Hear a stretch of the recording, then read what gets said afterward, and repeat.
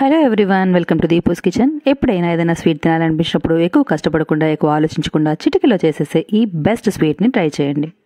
అరకప్పు రవ్వ, కప్పు పాలతోటి 10 నిమిషాల్లో రెడీ అయిపోయి బిస్కెట్, అరిసా అండ్ స్వీట్ టేస్ట్ తోటి అద్దరిపోతుంది. తప్పకుండా ట్రై చేయండి. ముందుగా ప్యాన్లోకి కప్పు పాలను వేసుకోవాలి. ఇందులోనే 2 టేబుల్ స్పూన్ అంత చక్కెర, 1 టేబుల్ స్పూన్ అంత నెయ్యిని వేసుకోవాలి.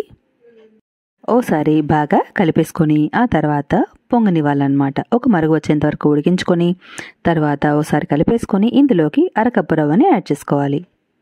రవ్వను మీరు కావాలనుకుంటే నేతిలో ఒకసారి వేయించుకొని అయినా కూడా యాడ్ చేసుకోవచ్చు. టేస్ట్ మరింత బాగుంటుంది. నేను మామూలుగానే యాడ్ చేస్తున్నాను అనమాట.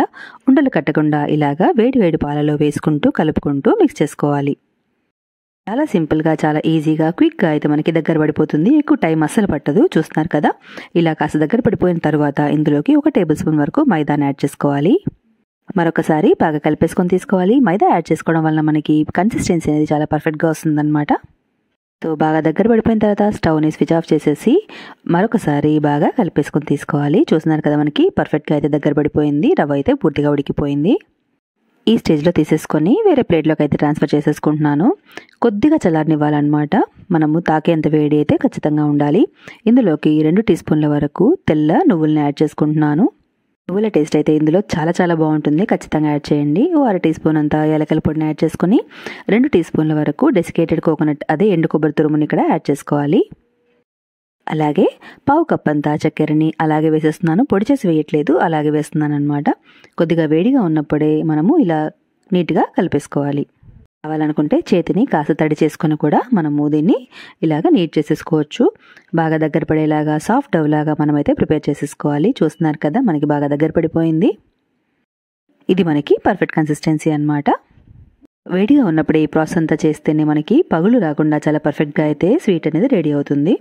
ఇప్పుడు రెడీ అయిపోయిన ఈ డవ్లో నుంచి ఒక చిన్న పోర్షన్ తీసుకొని ఎటువంటి పగులు లేకుండా ఇలాగ ఫస్ట్ ఒకసారి రోల్ చేసుకొని కాస్త ఫ్లాట్గానే మనం చేసుకోవాలి.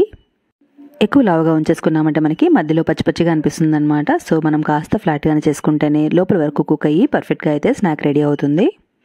చూస్తున్నారు కదా, ఎటువంటి పగులు లేకుండా చాలా పర్ఫెక్ట్గా అయితే మనకి రెడీ అయింది. ఇలాగే మనము అన్నిటిని ప్రిపేర్ చేసుకొని రెడీ చేసేసుకొని ఉంచుకుందాము. ఆయిల్ మనకి ఖచ్చితంగా మీడియం ఫ్లేమ్లో ఉండాలి. మరీ లో ఫ్లేమ్లో కానీ లేదా మరీ హై ఫ్లేమ్లో కానీ ఉంచుకోకూడదు. మనకి ఎన్ని అయితే పడతాయో అన్ని ఇక్కడ మనము యాడ్ చేసేసుకోవచ్చు. చూస్తున్నారు కదా, ఫస్ట్ అయితే నేను 4 యాడ్ చేస్తున్నాను. యాడ్ చేసిన వెంటనే కదిలించకూడదు. మనకి కొద్దిగా గోల్డెన్ కలర్ వచ్చేంత వరకు వెయిట్ చేయాలి. ఆ తర్వాత మనము రెండో వైపుకు తిప్పేసుకుందాము.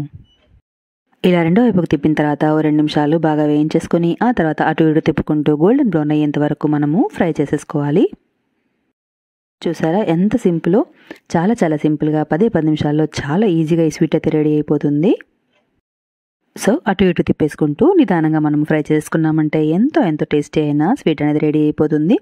వేడి మీద మనకి కాస్త మెత్తగా ఉన్నట్లు అనిపించినప్పటికీ కాస్త చల్లారాక మనకి పర్ఫెక్ట్ కన్సిస్టెన్సీ అయితే వచ్చేస్తుంది అనమాట.